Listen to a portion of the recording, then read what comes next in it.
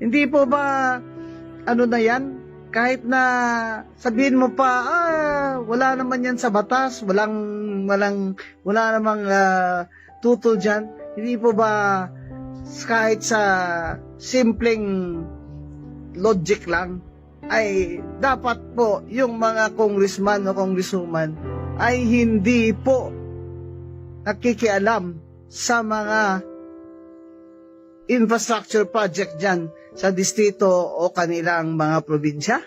Paano po naman ang mangyayari kung sila mismo o kapamilya nila ay may-ari ng mga construction company na nakakakuha ng pondo sa infrastructure project sa DPWH?